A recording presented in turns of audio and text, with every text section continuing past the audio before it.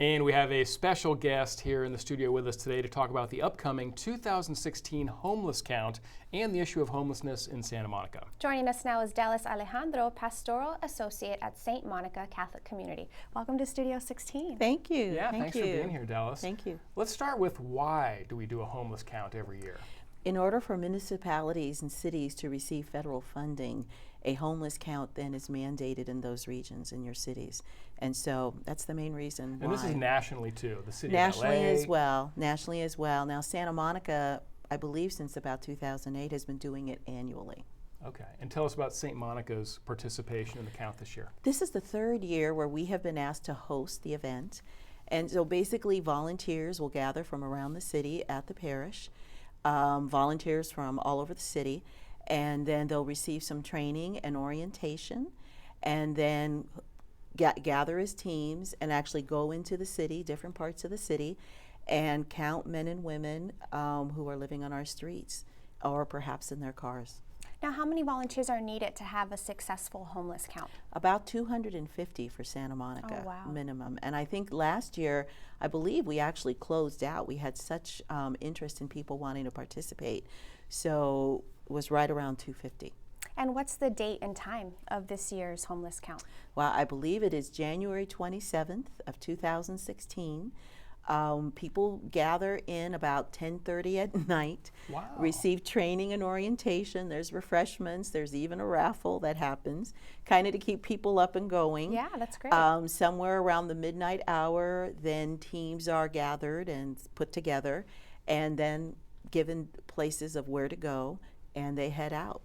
Most of the teams return just about between 2 a.m. and 3 a.m. And why is it done overnight like that? Well, I think the idea is that you really then you see where people are living. Mm-hmm. By that point of night, most homeless individuals have picked a spot to go, and so that's what you're trying to find is where they are, so you could actually have a fair account. St. Monica's does a lot for the homeless. Why does the parish feel it's your duty, in a way, to really help the homeless population of Santa Monica? Well, first of all, being a Christian church, we have the mandate to serve those in need. We also advocate to make sure that people's basic needs of shelter and food are taken care of. So there's just the religious mandate. We also have a mandate from parishioners who want to have a direct contact and understanding and awareness of various issues in the city, including and particularly homelessness. As long as I've been at St. Monica's, which is 27 years, homelessness has been at the foreground. And so many of our programs and activities at St. Monica's, our local outreaches, tend to revolve around working with homeless. Now, can you share how St. Monica interacts with the homeless? Well, a lot of our programs right now are actually linked to agencies in the city. So, for instance, we actually prepare and serve meals at 3 transitional shelters a month. Go and prepare dinner. It's a way for people to have direct contact. Every 5 or 6 weeks, we have volunteers who go to the St. Robert Center Weekend Food Pantry. Again, provide meals and maybe clothing to people who come in asking for help. I think it's the only food pantry on the weekend, so we have volunteers who go there. We do monthly food drives. Now, of course, that food, it goes to food banks. Now, of course, a lot of that food goes to anybody. I mean, lots of people need help with food in the region, but a percentage are folks who are homeless. So those are some of the ways we help. So one of the biggest volunteer homeless events that I have personally ever been to is the Thanksgiving dinner at St. Monica's. Tell us about that and how many people that you serve typically in a year there. Well, we're getting ready for that now. We'll have our 36th annual dinner on Wednesday, November 25th. It's on the eve of Thanksgiving between 3 to 6 p.m. It's a big tradition of the parish.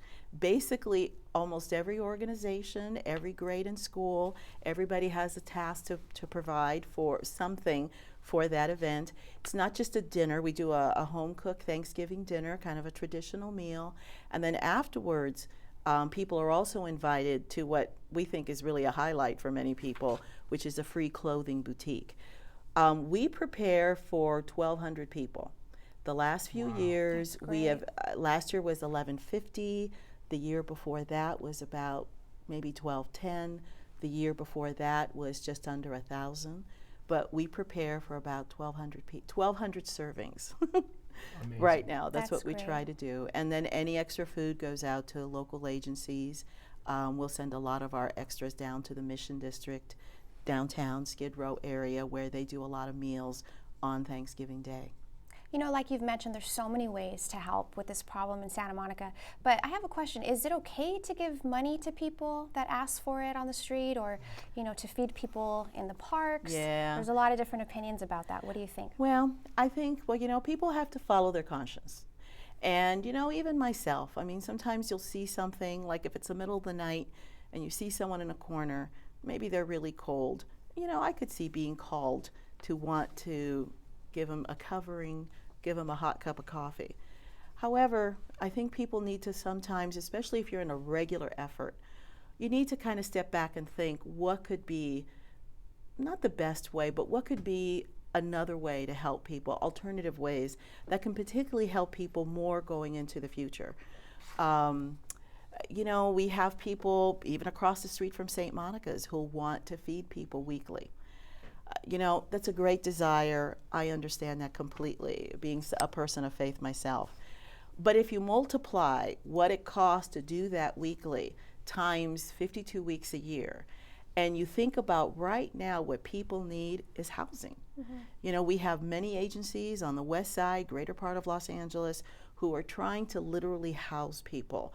So it's not so much it's the only way, but one thing would be to step back and think about what could be a way to help people transition into the next step.